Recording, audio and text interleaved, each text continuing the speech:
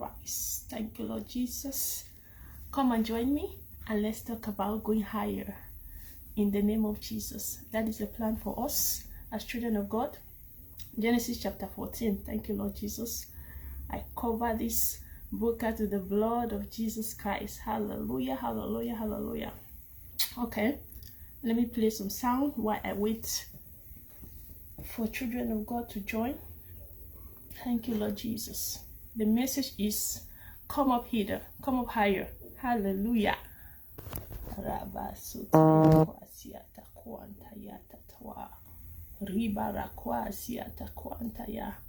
Amen. Let me play this sound. You got you all the first blessing. Hallelujah. We bless you, God. There is Oh, worship the Lord, worship the Lord. Thank you for your mercy. Let's worship the Lord before we start. For your grace, Lord.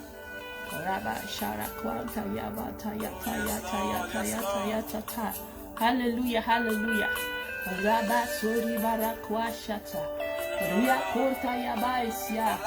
Oh, thank you, Lord. For strength. Thank you, Lord. Yes, Lord.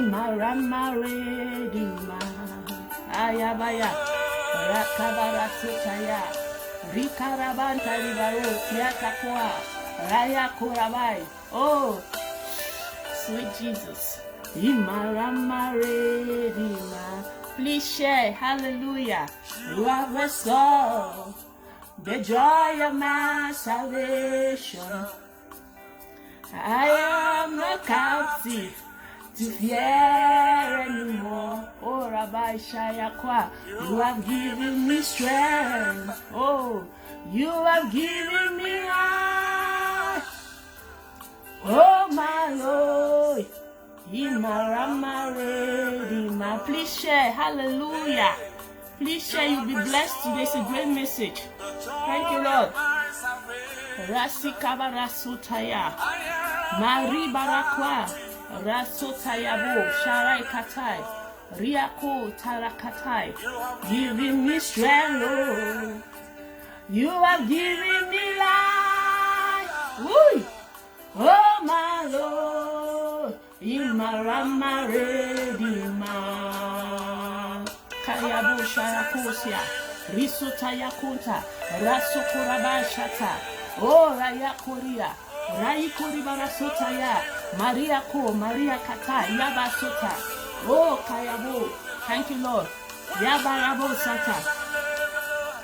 Oh, yes, I did. I wrote it. Amen. I wrote it down. Thank you, Lord Jesus. I wrote it down. Rakabai Sataya. Let's worship the one that we came to see. We came to see Jesus. Let's have an encounter with him. Maria Koraba Sotaya. Oh, no way that there is a commercial in this song for real.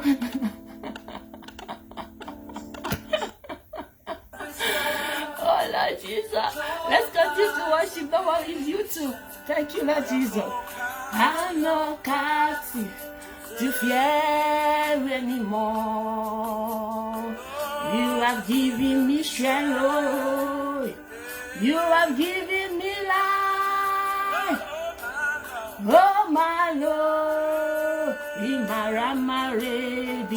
Thank you, Lord. Thank you, Lord Jesus. Let's worship for a few more minutes, then we start. Thank you, Lord Jesus. I'm not captive to fear anymore. You have given me strength, Lord. You have given me life. Oh, my Lord.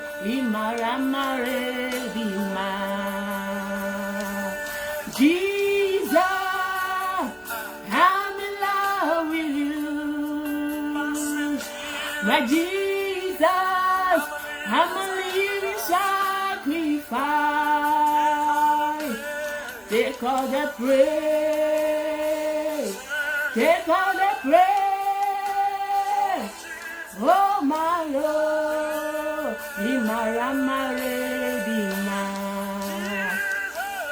Jesus, I'm in love with you. Thank you, Lord Jesus. Hallelujah. It's very important that when we come People focus are in Jesus, and there is no better way to make people to focus than to praise God. So I will always do this because that's what the Lord has called me, to bring people's attention to him and not to me. Amen. So we have worship, and we're going to start because people will worship after this. So we thank God for that. We're going to start. Yesterday we did Genesis chapter 13. Today is chapter 14, but we're going to recap a little bit about what happened, because as I told people, if you want to grow in God, you have to read the Bible as a series. You got to start a walk with a new chapter, and you go from chapter 1 to 3, you flow till the end of the chapter. It brings out more growth in you. Why? Because the Bible, it is light. As you are reading that, you start learning more light. You start learning knowledge of God, and that gives you light. And the greatest thing that the kingdom of darkness are scared of is the light of God. They can struggle to fight fire, but when they see light, they cannot comprehend light. And what gives you light? It is the word of God. As you read the Bible as a series, you acquire a lot of light. Amen. So I'll encourage everybody out there, please, this is the time. If you don't like to read Bible by yourself, this is an opportunity that you can read the Bible with me. We're going to study Genesis chapter 14. But as I said, I'm going to do a little recap of this video about, chapter 13. Chapter 13, we see repentance. We see repentance of Abraham. Abraham repented of his sin. He repented for leaving the land that God has called him and chased what? Wealth. He went and chased the wealth of Egypt. But he came back to the land and repented to God. And when you repent, God is expecting you to go hither, to come up higher, so that you will be sanctified. And there are steps to sanctification. And that's what we'll be talking about today. From repentance to sanctification. In that space, in that middle space, there are steps that you have to go through it. Because God is expecting you to walk in your spirit, not in your flesh. The first example was in chapter 13. Abraham walked in what? In peace. When there was dispute between him and Lord, he walked in what? Peace, not with his flesh. He stand on the ground of peace and make peace with his nephew, Lord. So that is the first ground for you to go hither. God will test you with things for you to show that you are a peaceful person. Because as a Christian, as sons of God, we walk in principle, the pillars of God, not carelessly. Sinners walk carelessly. Us children of God, we walk in those pillars. That's what builds your spirit. So that's what I come to teach today. So we'll see most of that in chapter 14. In chapter 13, we saw one. We saw that he walked in peace. And we also learned one thing that I want Christians to focus on. We saw that as Christians, we have to 100% don't look with our eyes. Why? Because the dark world like to make the world look beautiful. They beautify things. Why am I bringing this today? It's because the Lord put something in my spirit to tell his children. Because the dark world is using agents, and they're going to make them look beautiful. They'll make their false prophet to look beautiful, handsome. You're going to see them, and prophesying. You see the women, they're exposing themselves, looking all fabulous. Don't go with your eye as a Christian, or else you will perish. Not everybody is as lucky as Lord, who has an uncle who intercedes for him. Many people, when you go with your eye, you perish. So be very careful, be very watchful. You saw what Lord did, and he almost perished, if not because of his uncle. Amen? So that's why I brought that up right now. So let's get into chapter 14. Chapter 14 is quite an interesting chapter, so we're going to talk about that. Amen. So the title is Come Up Hither. Hallelujah. It's quite interesting. So I want everybody to know that, because most of us have sinned, but now we are walking in repentance and want to form a relationship with God. And the person that we should look towards that repentance is Abraham, because we all are children of Abraham. People who walk with God, they are children of Abraham, children of faith. Amen. So we're going to see how he walked to be the father of faith. This chapter will show you exactly how he became the father of faith. Amen. So let's start. So chapter 14, quite all right. You see two group of kings that they are fighting. They're going to be fighting. Why are they fighting? Why do the Bible talk about this king? It talk about this king because of what? Because Lord was in Sodom. Lord has decided to look at the land of Sodom and said it was a beautiful land. So Lord said, I will move out to Sodom and chase the riches. look at it and say, wow, it was beautiful. So he chased that land because he thinks that it was beautiful in his eye, but it wasn't really beautiful. So that's why they brought these two group of kings. Okay, one group was Sodom king, and the other ones. So, and the other one was an authoritative, was a ruler that controlled the other group of kings. They were underneath him. So these 5 kings decided that they said, I want to be out of the rules of this king. I want to be out. I don't want to be, they wanted their own country, their own rules. They don't want to be, they don't want to be under this king. So they decided to rebel. They decided to fight this king and have their independence. So let's see what happened. Why I want us to talk about this, because there is a spirit called rebelliousness, and you're going to see it. You're going to see that God doesn't like anybody who rebel, because if you rebel against authority, if you rebel against human, what happened? You will rebel against God. If you cannot respect human, you can definitely not respect God. Rebellious spirit is a spirit. Once that spirit is in you, you rebel against God. That's why God said we should respect authority. Why? Because if you respect that authority, you have a spirit of what?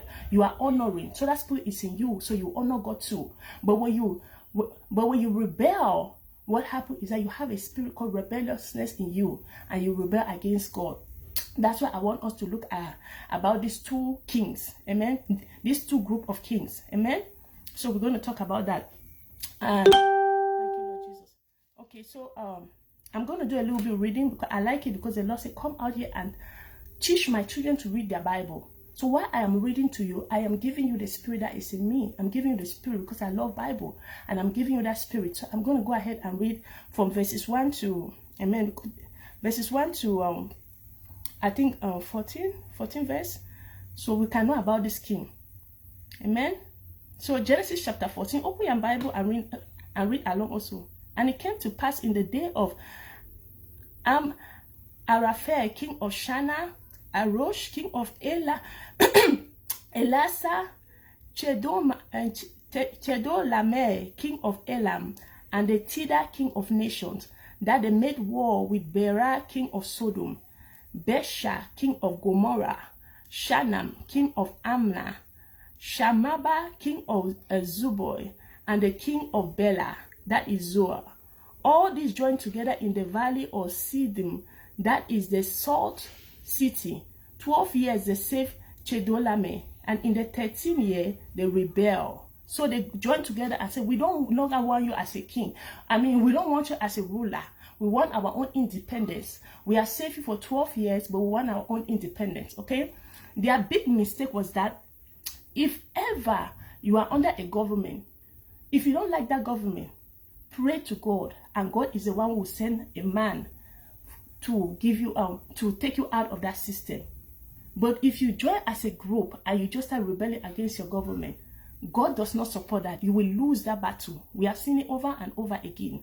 We have seen this way over and over again. If you look in the Bible, David, every time David wanted to be David always asked God, should I go and fight these people that were suppressing us? And God will say, go ahead. Why? Because David did not want that spirit of rebelliousness, because God does not support anybody who have a rebellious spirit. Because if you have a rebellious spirit with man, you will definitely rebel against God. Amen? So that is the thing that God didn't want. So us children of God, we can look at different battles in the world, and we can dictate and say this person will lose and this person will gain. Because why? We look at the principle of God, and we can dictate and say God does not like this one because they did not seek the face of God. If they seek the face of God, then God will send a man like Moses, and he will deliver them from that harsh system. But if they go by their own rebellious self, it will only lead to death, share of blood, destructions of good things that help mankind. It will support by the dark kingdom and their agenda to bring divisiveness, to bring war, or to bring bloodshed, because that's what the dark kingdom does. So we should watch out in this last day. There's going to be a lot of rebellious spirit. God will not back those war. You're going to see bloodshed. You're going to see a lot of stuff that used to support mankind. It will be taken away from you because a lot of groups will rebel in their own country. Amen. Thank you, Lord. So that's why the Lord wanted me to talk about this particular war, these two kings. Amen. So let's read a little bit again in verses 5. In the 14th year, Chedorlaomer and the king that were with him came, and they attacked the Raphael in Ashtaroth, Canaan, the Zuzah in Ham, and the Immer in Shava Karata. Wow, this name in the Bible is really hard. Okay, and the Horites in their mountain of sea as far as Para, which is by the wilderness. Then they turned back and came to Mishpat, that is Kadash, and attacked all the country of the Amalekite, and also the Amorites, who dwell in Hazarot Tamai.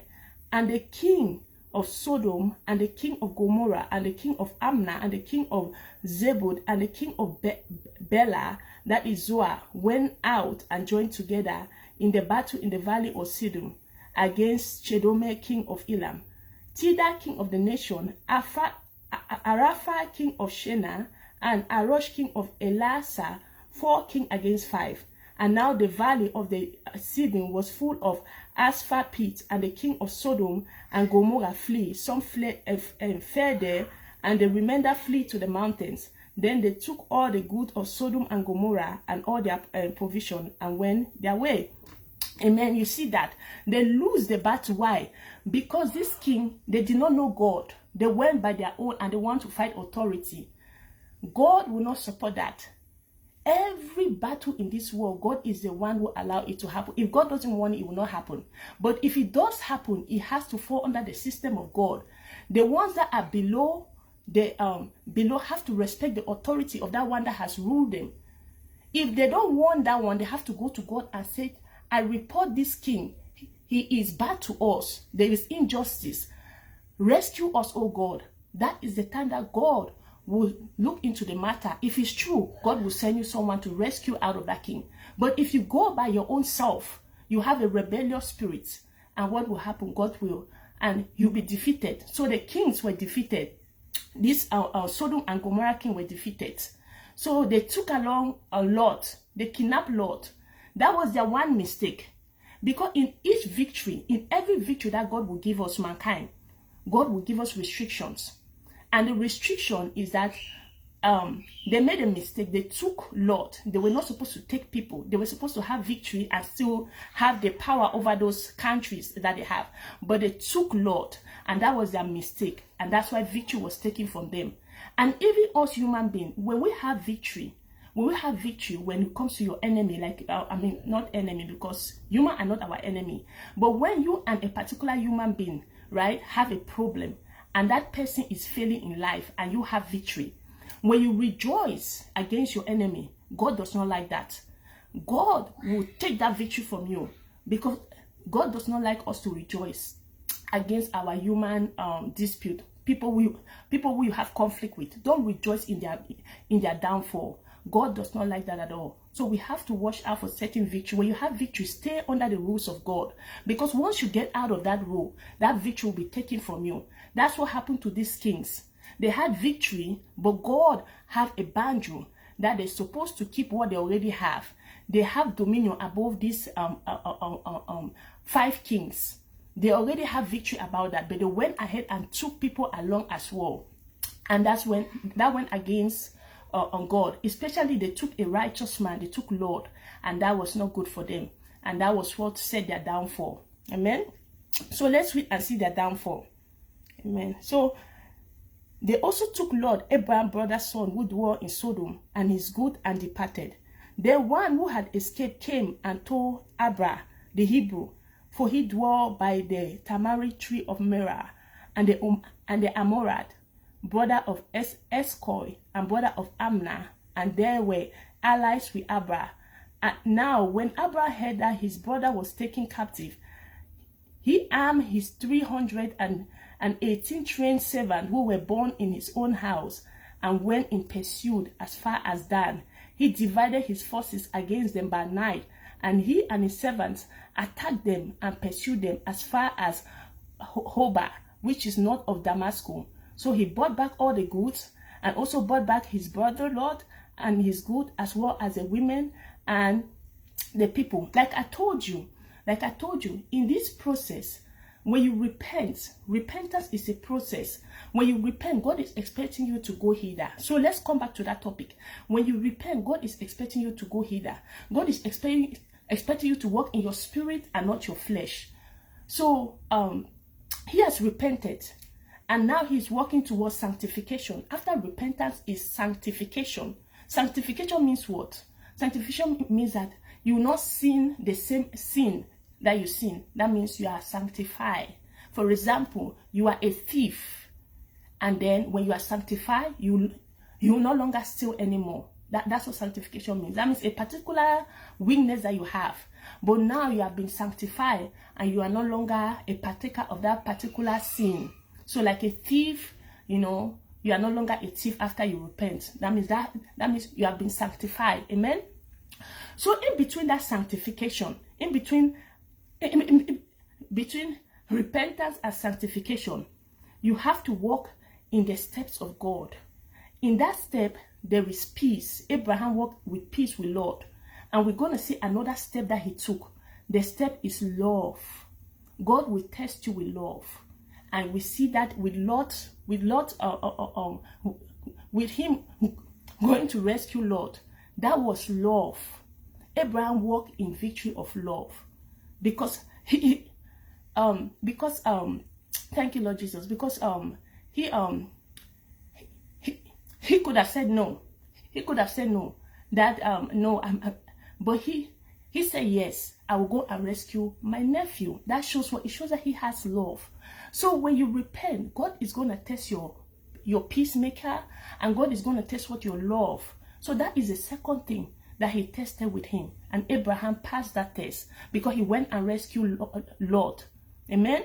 So love is a very big seat when it comes to the kingdom of God. You must, as a believer, to go higher, you must have love. You must have peace. So those are the two steps that you have learned. You have learned one, love. You have learned the second one, one, peace. The second one is love. So you see, he showed that he have love. So he's climbing. Because remember, in the kingdom of God, there is no ceiling. God is expecting us to come higher. He said that now that you are saved, reign with me higher. You are no longer reigning on the things of this earth. You are reigning higher. Your behaviors, the way you do things, you are walking according to the Spirit of God and not your flesh. Okay? So to grow in God, we have to do these things. We have to walk in those pillars. They are called pillars. Pillars of God. That's what build up your spirit. You are no longer a fleshly person. You no longer react with your flesh, but you react with your spirit. Amen? So that's the two things we have learned. We have seen that he had peace, he had love. So when you show love, because the Bible says what? Love is the greatest of them all. The Bible talks about hope, it talks about faith, and it talks about what? Love. And it said love is the greatest of all. So he showed love right here. He react what? The calling of God himself. Jesus came down when he showed that love. He bring the presence of God himself, not an angel. Jesus Christ himself came to announce the next level of father of faith. Amen. So let's read verses 18. Then the king of Salem brought out bread and wine, and he was a prince of God Most High. And he blessed him and said, Blessed be Abraham of God Most High, possessor of heaven and earth, and blessed be God Most High, who has delivered your enemies into your hand. What did he say? He said, blessed be what? Blessed be Abraham of God Most High, possessor of heaven and earth. That right there, they gave him the throne of what? Father of faith. He became father of faith after he showed love. So Jesus himself came to pronounce him as the father of faith right there. Amen. So you see, when you show love, if you want to grow in the kingdom of God, you must have love. Love is the greatest of them all. You need the other one. But when you touch love, you are calling on the presence of God. When you do that thing that, that your flesh is telling you no, but your spirit man is saying, show love in these things. People who have hurt you before, but you do them good. You bless them. Heaven will remember you. God himself will come down to bless you. So that's what we saw. So let's continue to read to see hope and to see what? Faith. That's the other step, the other pillar to walk to sanctification. Amen. So verses 12. Now the king of Sodom said to Abraham, give me the person and take the good for yourself. Did you hear that? The king is offering Abraham the wealth of the world. The king is saying that, give me the people that you take, but take the wealth. But remember what he did. Remember, Abraham repented of what? Why? Because he left the land that God has called him, and he went and pursued what? The wealth of this world. So remember, when you sin, whenever you sin and you repent, that same sin, that same activity will come to you. There will be a test after to see if you are sanctified. If you were a thief and you repent, down the road, there will be something that it will, that you look at it, you say, that your spirit will tempt you to steal, but God wants to see if you are sanctified. Amen? So, okay, you see now that he offered him the wealth of this world. But look at what he said in verses 22. But Abraham said to the king of Sodom, I have raised my hand to the Lord, God Most High, the possessor of heaven and earth. Amen? That I will take nothing from a thread to a sandal strap, that I will not take anything that is yours, lest you should say, I have made Abraham rich. Amen? So you see right here, that Abraham has been sanctified because God brought back temptation, a test for Abraham to see if he is still hunger of the things of this world, if he still have faith in God, in the promise of God. But Abraham said, no, I have cried out to God in repentance that I will no longer chase the wealth of this world. I will wait for his own wealth that God will give to me. And Abraham said no. So it shows what Abraham's hope was in God. He has hope. His hope was in God and his faith was in God. And right there, it shows Abraham was sanctified. So that is the process of sanctification. So whenever you repent, you have to go through sanctification. And in that space between repentance and sanctification, there are pillars that you have to walk, because now God is calling you to come up higher. God is calling you not to function in the powers of this world, not to function in the ways of this world, in your flesh, but to walk according to the design that he has designed the world. Walk in peace, walk in the love of God, walk in the hope. Have hope in the promise that God has given you. Have hope in that promise that God is taking us to the eternal kingdom. Have hope that God says, I will bless you. Have hope that God says, my plan for you are to bless you, are to prosper you. Have hope in those things. And have faith in God. Believe in God alone, because he's a faithful God. He's a creator. So that is the process. So once you pass once you pass those steps, guess what? You have been sanctified from that sin that you committed. If you were a murderer, you have been sanctified. If you were a prostitute, you have been sanctified. Amen? So whenever you repent, don't remain basic down there, because you will never grow. As a child of God, sin, a particular sin, should not be a repetition of your life. When you repent of a sin, you should go what? Come up hither. That's what God is calling you. God is calling you to sanctify yourself, to be holy and to be pure. Amen? So we are seeing that we are children of Abraham. Whatever that he did to become a father of faith, that's what God is expecting us to be also. Okay? He was not a perfect man, but he became perfected in God. He sinned, he repented, and he walked with his spirit and not by his flesh. We don't walk with our flesh. We must walk with our spirit. That's what God has called us as children of God. Amen? So that is the last one. And that is what I came to preach out here. Please, you guys should share it so other people will get to know this process. Because a lot of Christians, they are still in the lower level. They still do the same thing over and over again, and they are not growing. And they are frustrated. Why? Because you are not following those steps. When you follow those steps, you will see progress in your life. You see reward in your life. So we have to do those things. Amen? So there was somebody that said they need prayer.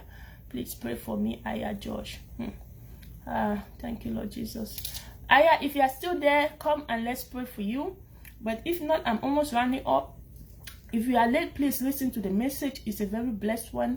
As Christians, we all have to know these things. Because our main focus should be in the things that God has called us. Why we are on this earth is because for his purpose.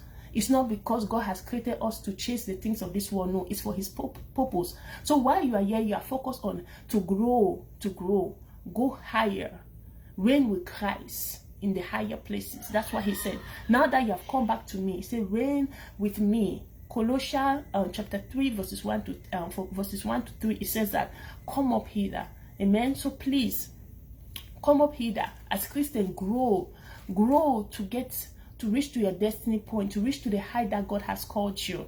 That is what God has called us all. So let us focus in that. Let us grow. Let us achieve the height that God has called us. There's a lot of premature talents. Many people don't reach the height that God has called them. Why? Because they don't go through this process like Father of Faith. He had to go through a process before he achieved that Father of Faith. And that same door is open for every one of us. Every one of us. We have to look at Abraham's life and follow his process. Please, repent of your sin and be sanctified. But in the middle of sanctification, make sure that you walk in peace like Abraham. Make sure that you walk in love. We saw his love. When he went and rescued Lot, he showed love. And the other one he showed was his hope. He said, my hope is in God. I will not take your riches. He told the Sodom king, I will not take your riches. Because why? My hope is in God. My hope is in God. And he showed his faithfulness, because the same sin that he sinned against God, when that same sin came back, he refused it. I said, no, I'm no longer a sinner. I've repented. And right there, that makes him sanctified. He was sanctified. Amen. So that is the message I came to preach. You know, I always do one chapter little by little, so we sink in this information. So we sink in this spirit. That we receive it and walk in our life. That's what I came to do. I always come that people will receive this and try to, you know, produce this seed that God is giving us. Amen. I thank the Holy Spirit for this, because when I opened this Bible, I didn't even know what to preach. I was like, okay, Father, what am I going to preach today? He said, okay, get your computer. And I was just writing. He was just telling me stuff. I was writing it down. Tomorrow, chapter 15, I don't know what I'm going to say. I'll go before my Father and he'll give me the message. So these messages are not for me. I am not that too smart to come out with these things. It is by the Holy Spirit. It is by him. So we thank the Lord for giving us a great teacher, the Holy Spirit, and a great comforter that wants to bless children of God, that wants to nourish their life, that wants to make sure that they want to bless them to reach the height that God has called them. And to make sure that when you see the Father, you will not shy away. You will not shy away because you are ashamed of yourself, because you chase the things of this world and you barely just enter into heaven. No. We should enter heaven with smile to see our Father. Okay? We should be like our father Abraham. I'm sure God welcomed his son because he did an amazing job. Amen? Thank you, Lord. So for now, I'm done. God bless. Thank you all for joining. In Jesus' mighty name, Father Almighty God, we ask for your blessing, that as we live, Father, that more of you, that we seek more of you, that we seek more of you, more of your presence, more of your word. Give us the appetite of your word, oh Father.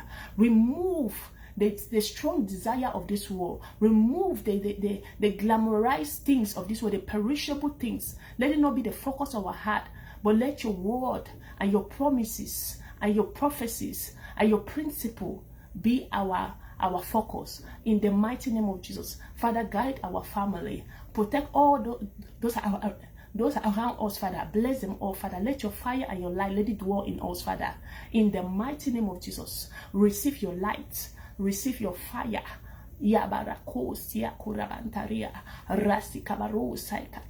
Thank you, Lord Jesus. In Jesus' name, amen. God bless you all. I'll see you guys tomorrow again. Genesis 15. Please read so that when we come, it will just flow, because you have already read the chapter. Bye bye. Amen.